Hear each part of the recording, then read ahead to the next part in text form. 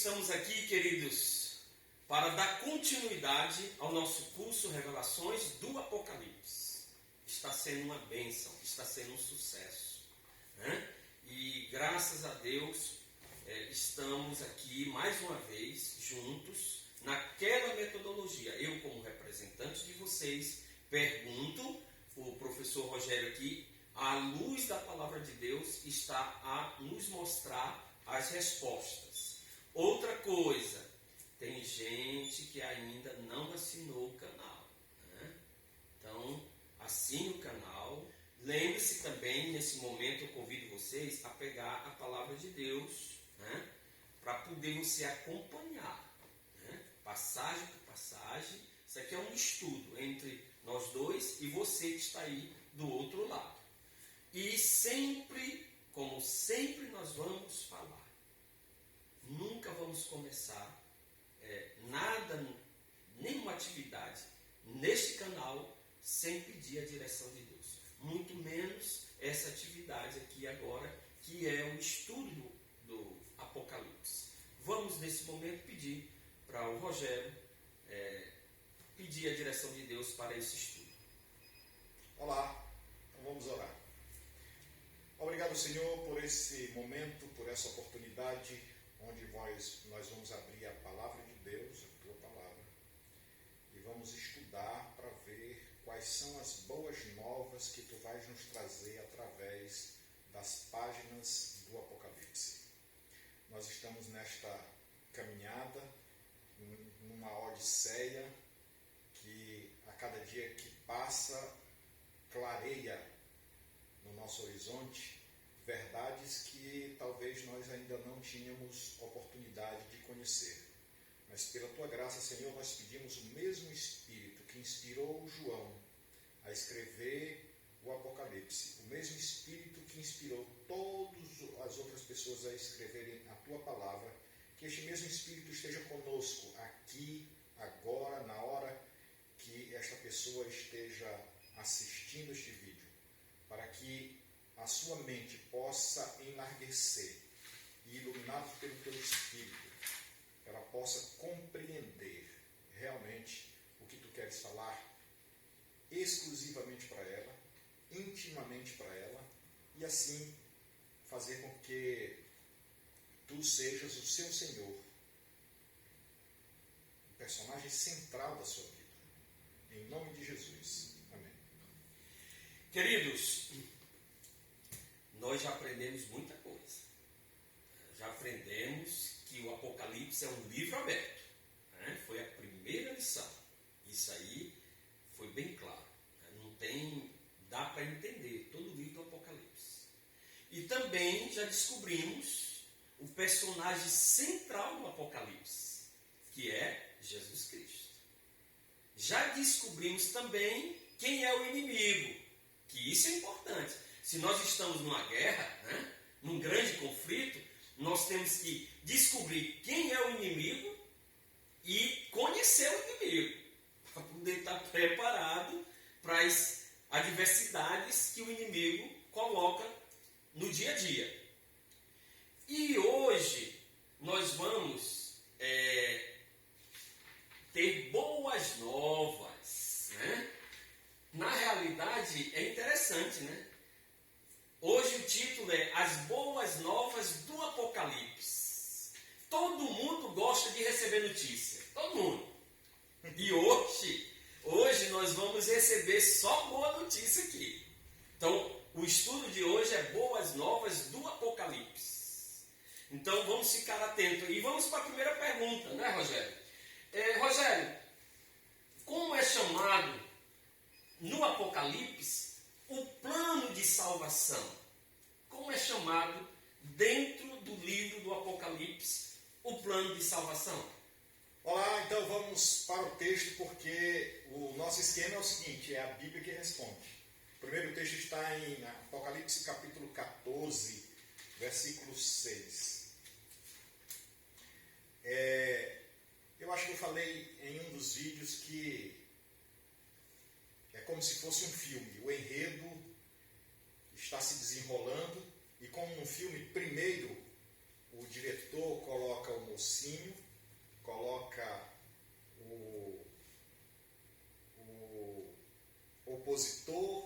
depois mostra um cenário inteiro, e aí depois vai se discorrendo a história, vai se desenrolando a história para que se complete o que o filme quer dizer. Então, nós estamos agora passando para a fase do desenrolar de toda a nossa história aqui. Já foi mostrado o personagem central, o mocinho, já foi mostrado o opositor, Satanás, o grande dragão, a antiga serpente, o enganador, e hoje nós vamos saber que, embora tendo o enganador, embora esse enganador tenha chegado a esta terra,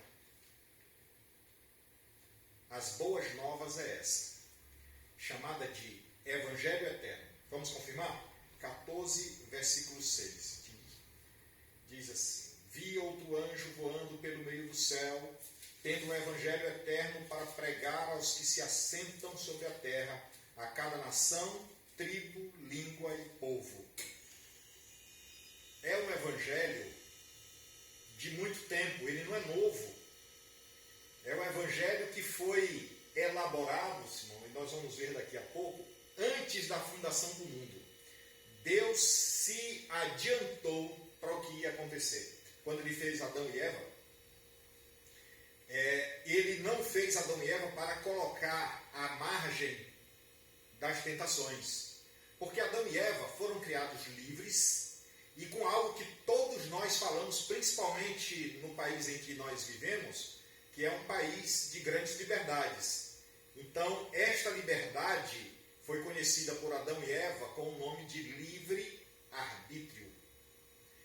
Como Deus não queria deixá-los fora da tentação, porque seria meio injusto com todos os outros seres, uma vez que eles também tiveram a oportunidade de fazer as suas escolhas. E as boas novas são essas. O homem teve a oportunidade de escolhas. O texto diz, de toda nação, tribo, língua e povo. É o evangelho, são boas novas, porque evangelho quer dizer boas novas, são boas novas que vêm antes da nossa existência e ultrapassam a nossa existência. Então, nesse caso, o evangelho são boas novas de salvação. Então, nesse caso, Rogério, vemos aqui a segunda pergunta, né? Por que foi necessário, né, um plano de salvação para o homem, né? Então, por que foi necessário? Então vamos lá. Texto. Romanos capítulo 5, versículo 12. Está escrito assim: portanto, assim como por um só homem entrou o pecado no mundo, e pelo pecado a morte, assim também a morte passou a todos os homens, porque todos pecaram. Note que a Bíblia parece que é muito clara respondendo às nossas perguntas, né? A pergunta do Simão é: por que foi necessário um plano? Porque todos pecaram. O que é pecado mesmo? Gente, pecado é muito horrível isto, porque as consequências nós vemos muito próximos a nós e todos os dias nós vemos essas consequências. E uma coisa que eu gostaria de dizer é que, embora nós vejamos todas essas consequências, nós não precisamos culpar a Deus por isso. Porque esta é uma estratégia que Satanás usa, do grande enganador. Ele fez isso no céu e faz todos os dias na terra. Quem de nós nunca ouviu dizer, quando criança, os pais chegavam e diziam: olha, não faz isso porque Deus castiga. Este não é o caráter de Deus. Deus ele não tem interesse em castigar ninguém. O interesse de Deus é amar, porque isso é a essência dele, amar. Não é o conceito de amor que nós temos, é o conceito de amor que ultrapassa isso, que mesmo que nós não mereçamos qualquer atenção de Deus, ele nos dá toda esta atenção. Quando o texto diz, como por um só homem entrou o pecado no mundo, a consequência deste ato passou por gerações e chegou até nós. Não que nós sejamos culpados pelos erros que Adão cometeu, mas não. Porque todos nós que nascemos depois de Adão, nós temos a prerrogativa da escolha. E nós escolhemos. Todas as vezes, todos os momentos, nós nos encontramos numa encruzilhada onde nós temos que decidir para a direita ou para a esquerda. Quer ver? Você acorda de manhã, abre a geladeira, olha as opções e você pergunta: o que eu vou tomar de café da manhã? Primeira decisão que você tem que tomar. Bom, se fizer bem para a saúde ou se não fizer bem para a saúde. Você escolhe isso. Você, por exemplo, pode comer alimentos gordurosos pela manhã, o que não vai fazer bem para a tua saúde. Mas na tua geladeira, de repente, tem a opção de frutas. Ou na tua fruteira. Qual você escolheria? É aí que eu quero chegar. Todas as decisões que nós vamos tomar sempre é para o bem ou para o mal. Depois de Adão, nós é que decidimos se nós vamos continuar a mesma escolha que Adão fez ou se nós queremos mudar o curso da história em nossa vida. Por isso, o texto diz: portanto, como por um só homem entrou o pecado no mundo, pelo pecado a morte passou a todos os viventes. Então, Rogério, o homem pecou. Então, nós estamos em pecado, né? Nesse caso, qual o sentimento de Deus pela humanidade e o que Ele fez por ela?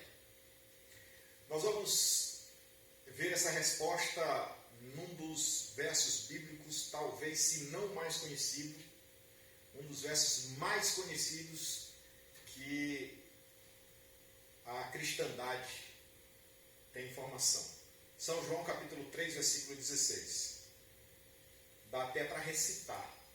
Porque Deus amou o mundo de tal maneira que deu seu Filho unigênito para que todo aquele que nele crer não pereça, mas tenha a vida eterna. Quando eu leio esse verso, eu lembro da situação de Jesus subindo o Monte Caveira.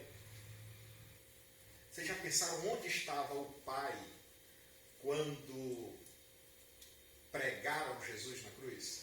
Vocês já imaginaram onde estava o Pai quando cuspiram, rasgaram suas vestes e um soldado, um guarda com uma lança furou o lado de Jesus? Eu li num livro uma vez que a autora diz que ele estava bem próximo, escondido na escuridão.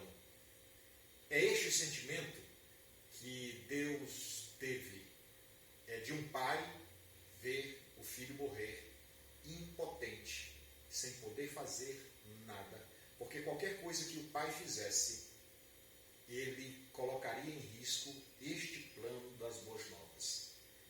Se Deus interviesse nesse momento, o plano de salvação do mundo estava acabado, irmão. O sentimento que Deus tem é um sentimento de amor que ultrapassa até amor de mãe. Porque tem um texto em Isaías 49 que diz que mesmo que uma mãe viesse se esquecer do filho que mama, Deus não esqueceria da gente. Rogério, então o homem pecou, Deus amou o mundo, a humanidade, né? O ser humano de tal maneira que projetou um resgate deste homem pecador, que somos nós, né? E desde quando existe esse plano de salvação? Então vamos lá. Eu até citei que nós chegaremos nesse texto, mas vamos ver o texto para comprovarmos. Apocalipse capítulo 13, versículo 8. Então está escrito assim: e adorá-la-ão todos os que habitam sobre a terra, aqueles cujos nomes não foram escritos no livro da vida do Cordeiro, que foi morto desde a fundação do mundo.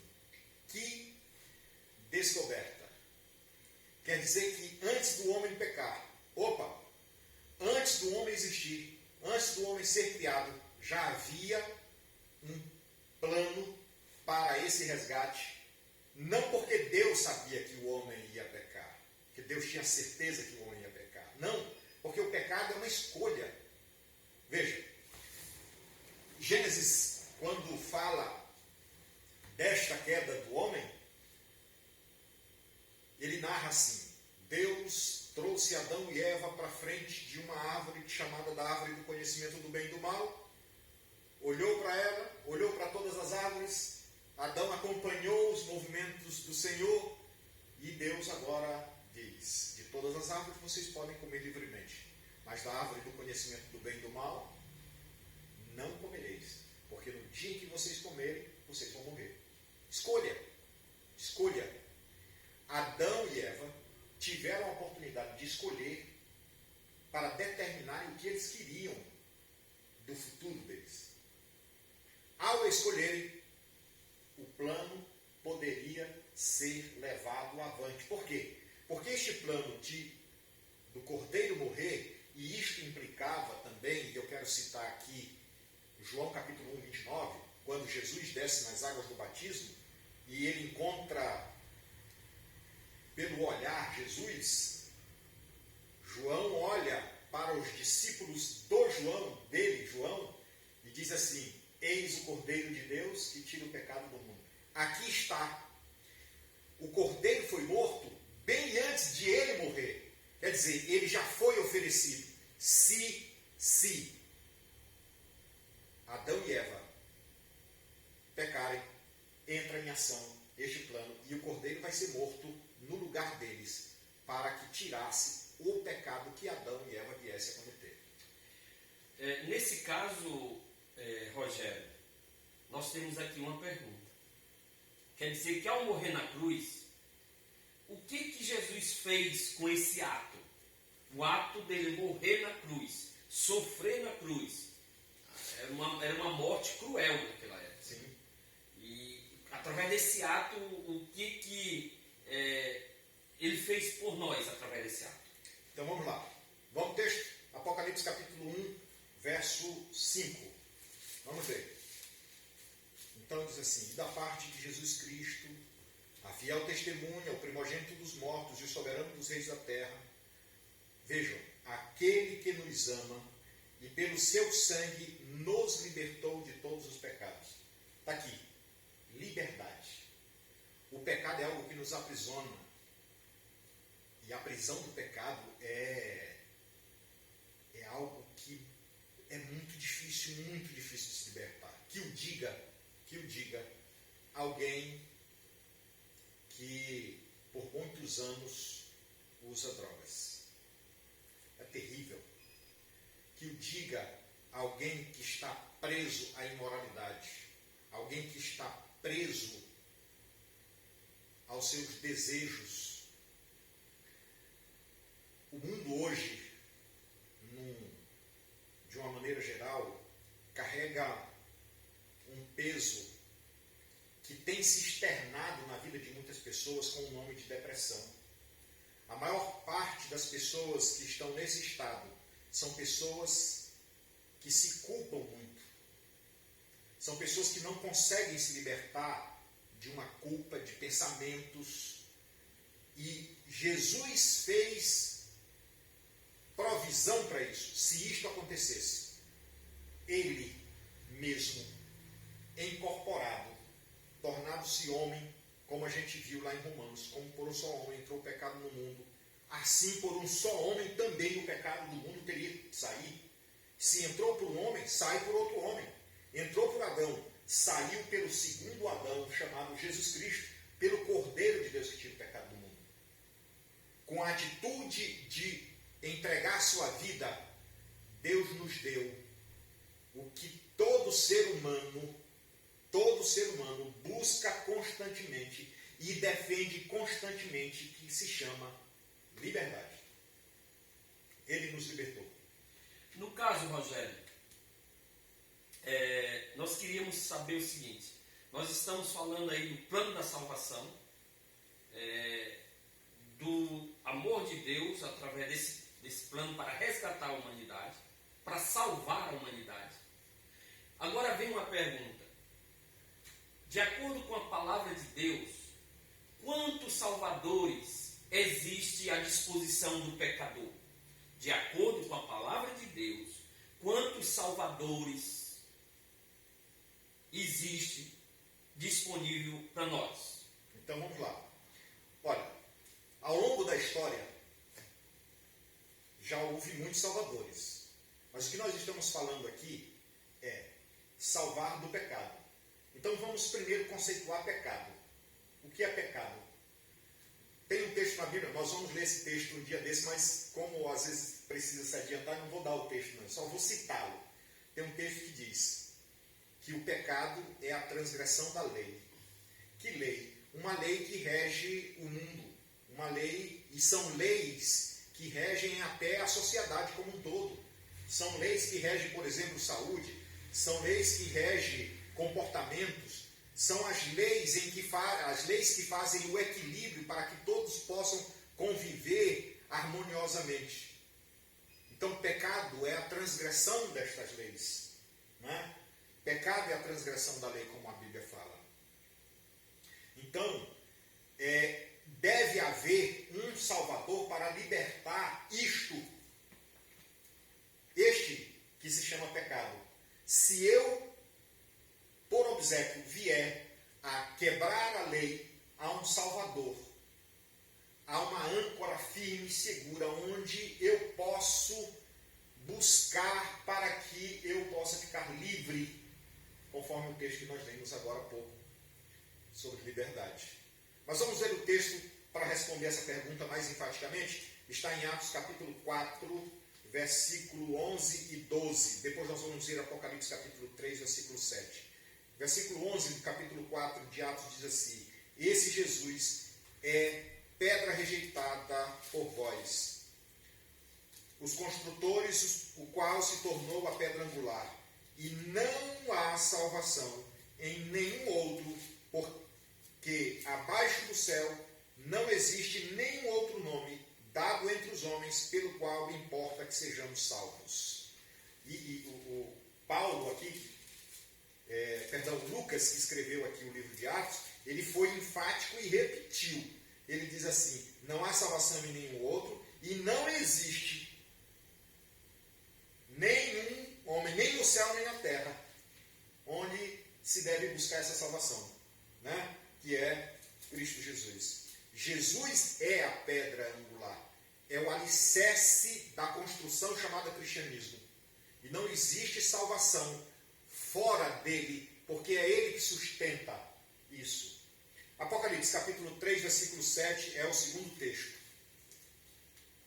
Apocalipse capítulo 3, verso 7. Diz assim então: ao anjo da igreja de Filadélfia escreve: estas coisas diz o santo verdadeiro, aquele que tem a chave de Davi, que abre e ninguém fecha, que fecha e ninguém abre. Eu tinha um amigo de trabalho que ele dizia assim: é ele, só ele e ninguém mais.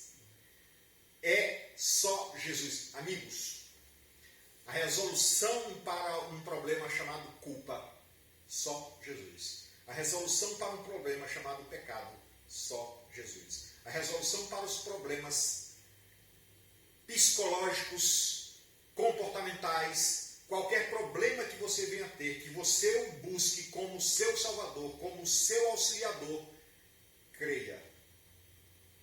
Creia. Ele vai solucionar. Se você sente dor, ele te dá conforto. Se você está com medo, ele te traz segurança. Se você está perturbado, ele te traz paz. Só ele e ninguém mais. Ele é o nosso Salvador.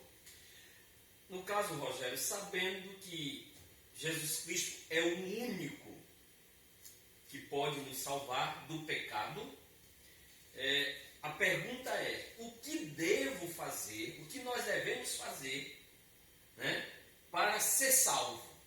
Essa é a pergunta. Agora eu quero ver. Jesus é o único Salvador. Ok, segundo a palavra de Deus. Agora, o que é que eu devo fazer para ser salvo por esse Jesus maravilhoso? Então vamos lá. Tem dois textos. Atos capítulo 3, versículo 19 e 1 João 1, versículo 9. Mas antes disso, parece contraditório, mas eu não preciso e não posso fazer nada para me salvar. É simples. Você não precisa fazer nada. Porque a salvação já foi dada, já foi atestada, já veio, já foi carimbada e já está à nossa disposição há muito tempo. Mas olha só o que o texto fala sobre como nós podemos ajudar a nos salvar. Quer dizer, nós vimos aí que nós só temos um Salvador. Então, se nós temos um Salvador, nós não precisamos nos salvar.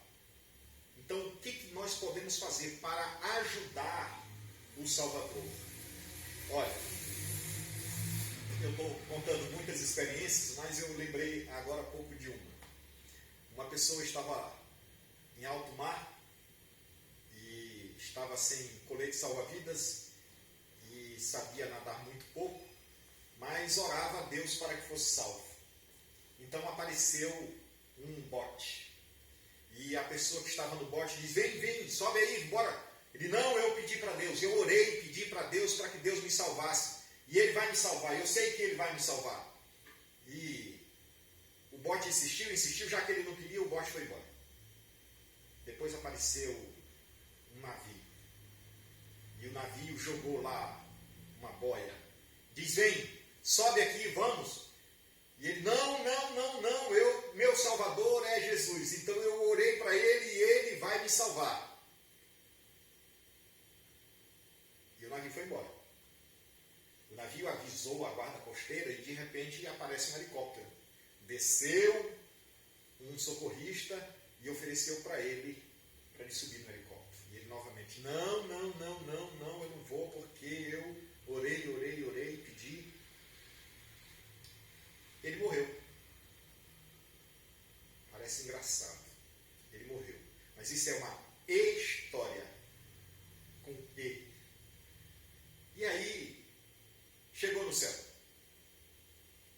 E no céu ele perguntou para Deus: por que, Senhor, tu não me salvou? Eu orei tanto, pedi tanto. Aí Deus disse: meu filho, eu mandei um bote, mandei um navio, mandei um helicóptero, com 3 opções.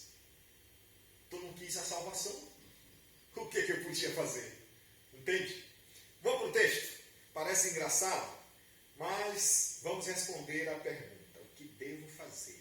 O que eu posso fazer para ajudar na salvação?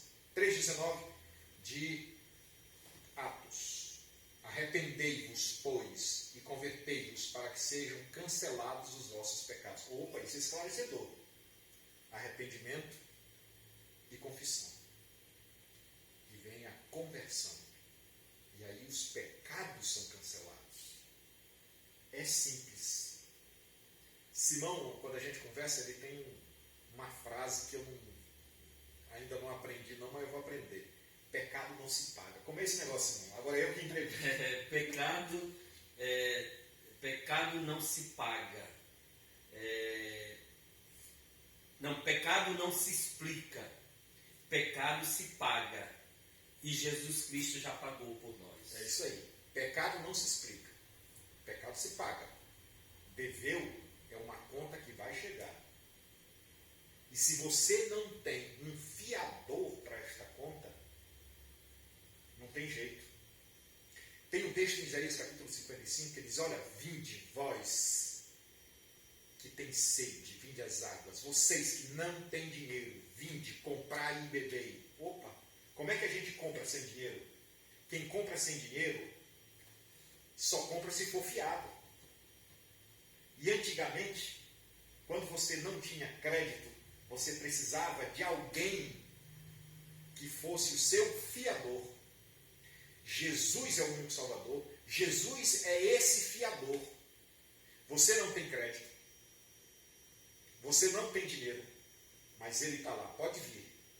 Pode vir que eu vou dar a segurança que você precisa para ser salvo. Então, eu preciso apenas arrepender.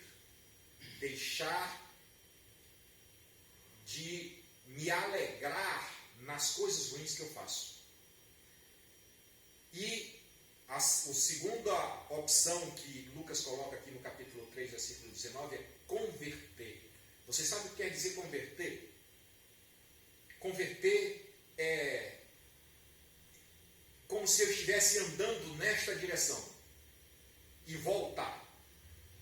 Converter é isto. É mudar o caminho, fazer o caminho inverso. O caso de desbravador é dar meia volta, né? Pois é, meia volta. Dar meia volta do ponto em que você está. Não importa o que você fez. Não importa em que grau de pecaminosidade você está. Não importa em que grau você quebrou a lei, transgrediu a lei. Você para, dá meia volta e faz o caminho inverso. Porque quando a gente começa a pecar, a gente começa a caminhar em direção à morte.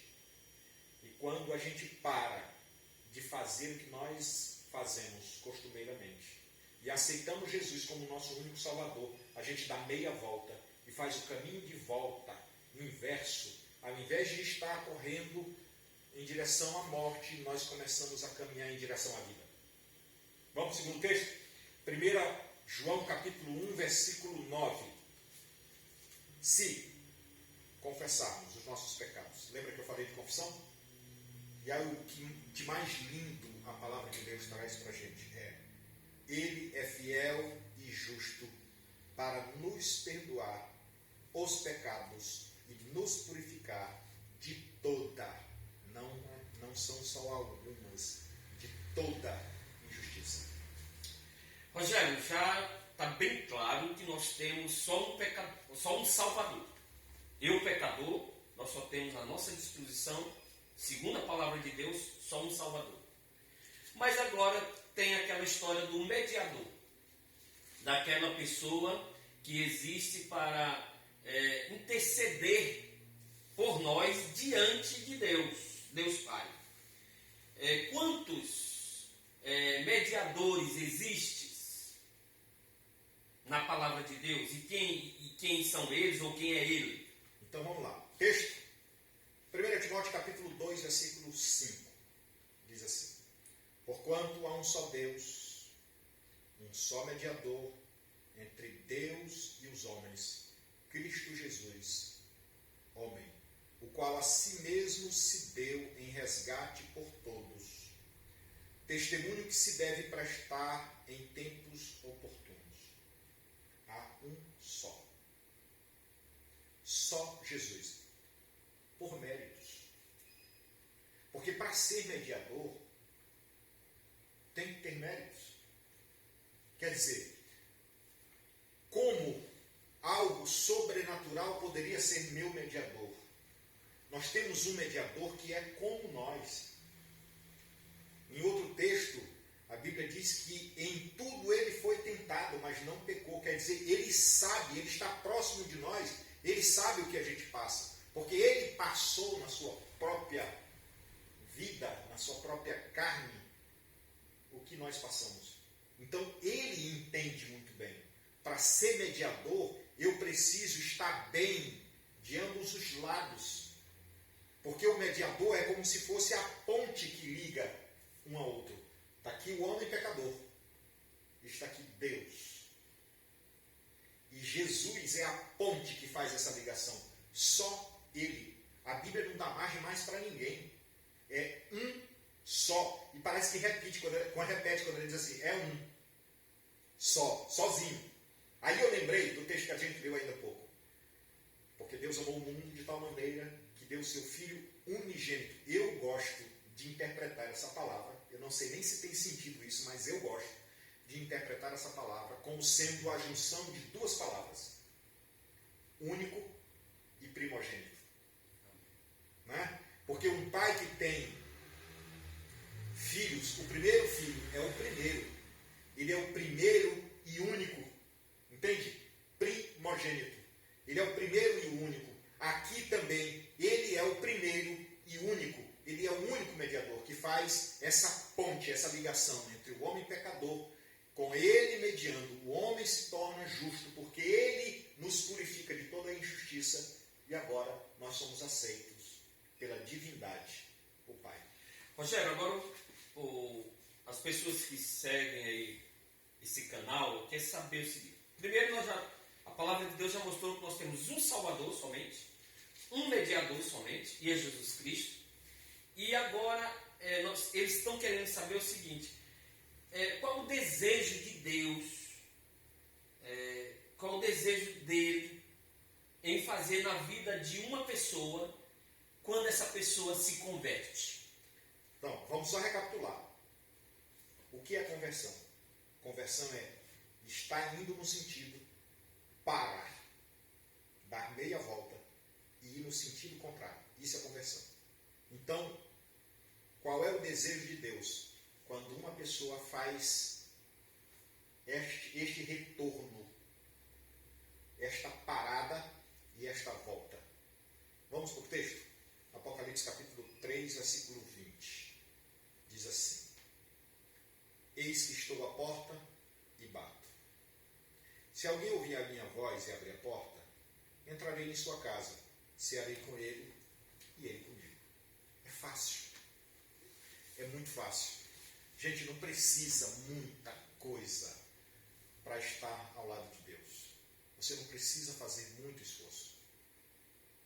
Você só precisa aceitar. Olha esse texto. Ele diz: eu estou batendo, eu que estou te procurando. E você nem precisa vir me procurar, porque eu vou te procurar. Porque isso aconteceu desde que o Adão comeu do fruto proibido. Quando Adão comeu do fruto proibido, foi Deus que foi procurá-lo.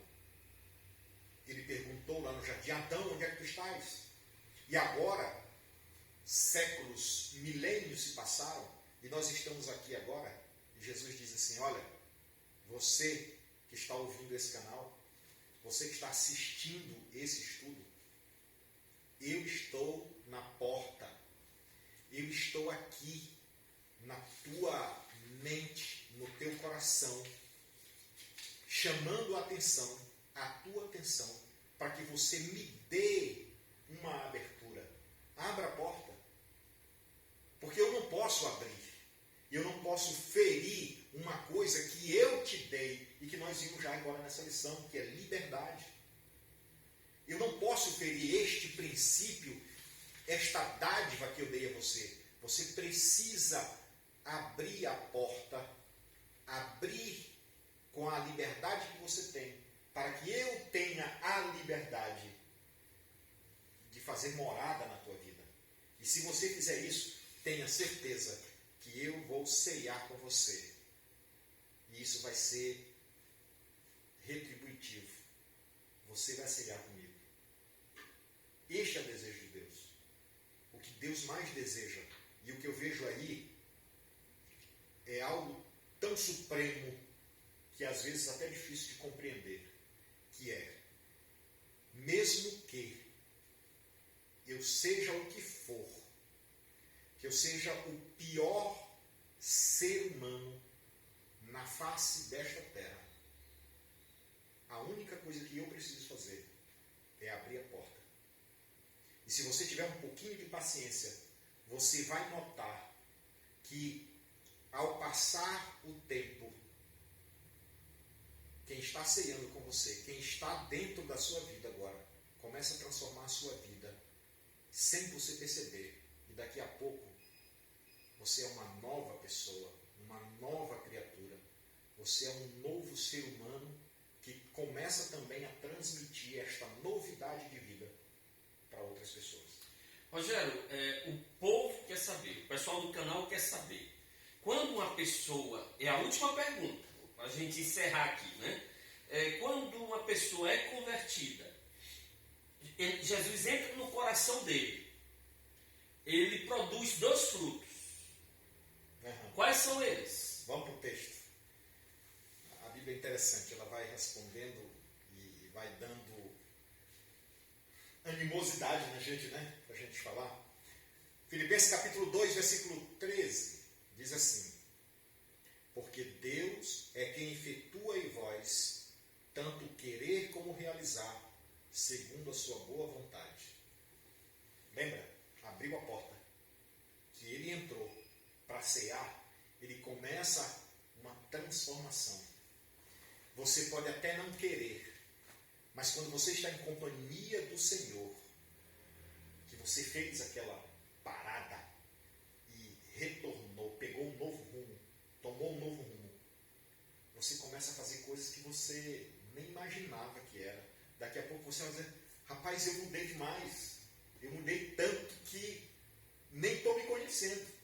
Porque Ele, se nós permitirmos, se nós abrirmos a porta, Ele põe em nós o querer de fazer as coisas boas, o querer de fazer as coisas que o agradam, o querer que faz com que nós sejamos novas pessoas, boas pessoas, e começa a realizar, que é simplesmente o produzir frutos. Há um texto em Mateus que diz que quando nós estamos ligados à videira, nós produzimos frutos, porque não há como sermos enxertados na videira que é Jesus, sem produzir frutos.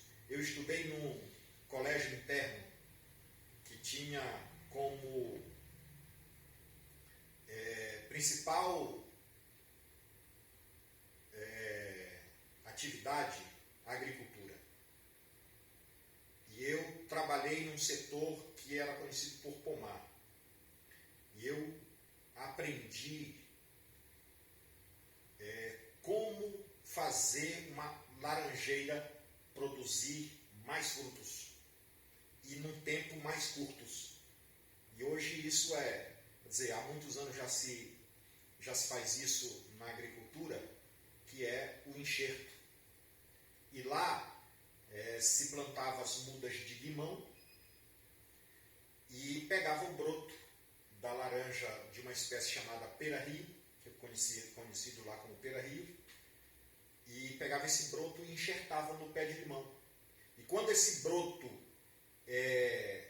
conseguia sobreviver, né, e começava a brotar e crescer, se cortava o pé do limão. Então, a laranjeira, na verdade, não produzia por causa do seu caule, produzia por causa do limão.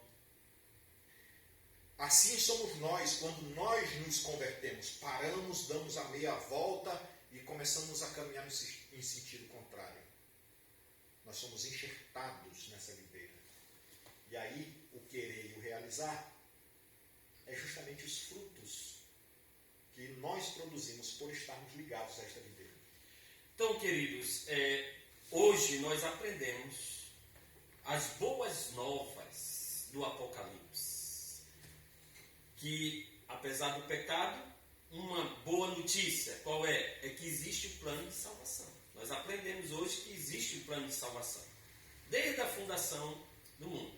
Outra boa notícia que nós aprendemos hoje, que existe um Salvador, Jesus Cristo. Outra boa notícia, Rogério, que aprendemos hoje, só boa notícia hoje. Hoje foi só boa notícia, é que existe também um mediador, né? Que é Jesus Cristo. É só um também, né? E aprendemos também outra boa notícia, que quando nós colocamos Jesus no nosso coração, acontece duas coisas. Até o nosso querer é bom, porque o nosso querer é mau em si, natureza. Então, a boa notícia é que quando Cristo entra no nosso coração, o nosso querer, né, e o realizar, tudo é bom. Como o Rogério falou, a nossa vida muda automaticamente. Aí encerramos aqui com aquela frase daquele apóstolo Cristo. Ele até disse assim, eu já não sou eu que vivo, porque eu quero é fazer o mal e não estou fazendo, eu estou fazendo o bem. Então, ele achou que já não estava nem vivendo. Mas ele disse no final, mas Cristo é que vive em mim.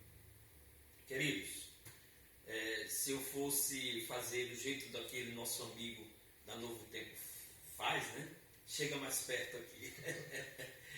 Para a gente dizer uma coisa para você. Você que está estudando aqui com o professor Rogério, que a gente está perguntando, essas boas notícias têm que ser espalhadas. Tem que falar para todo mundo. Boas novas de salvação. E você já conhece agora.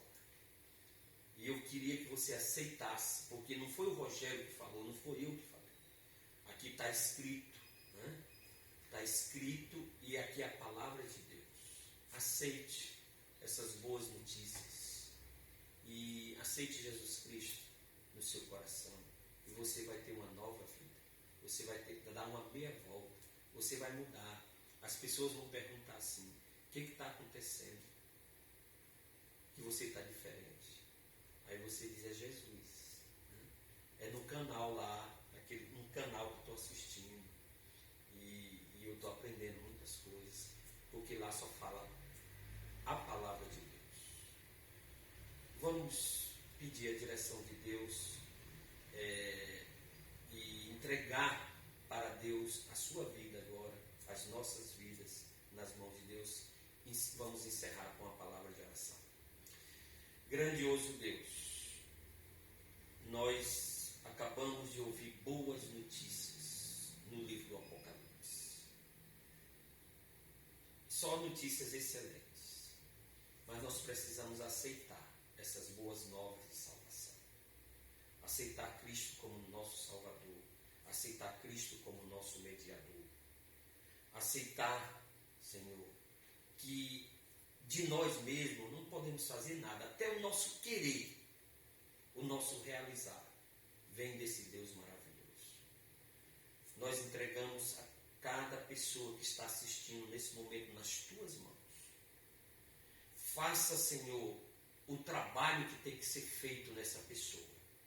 E que essa pessoa, logo, logo, venha se entregar totalmente a Ti. E possa se converter, dar meia volta, como nós aprendemos hoje. E testemunhar através do batismo.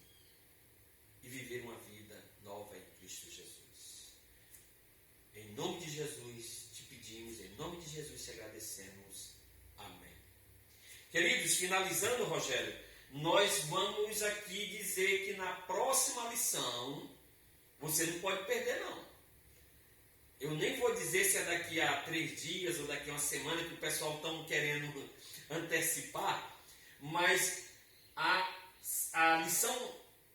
próxima lição tem por título As 7 Cartas de Jesus e Suas Mensagens Esquecidas.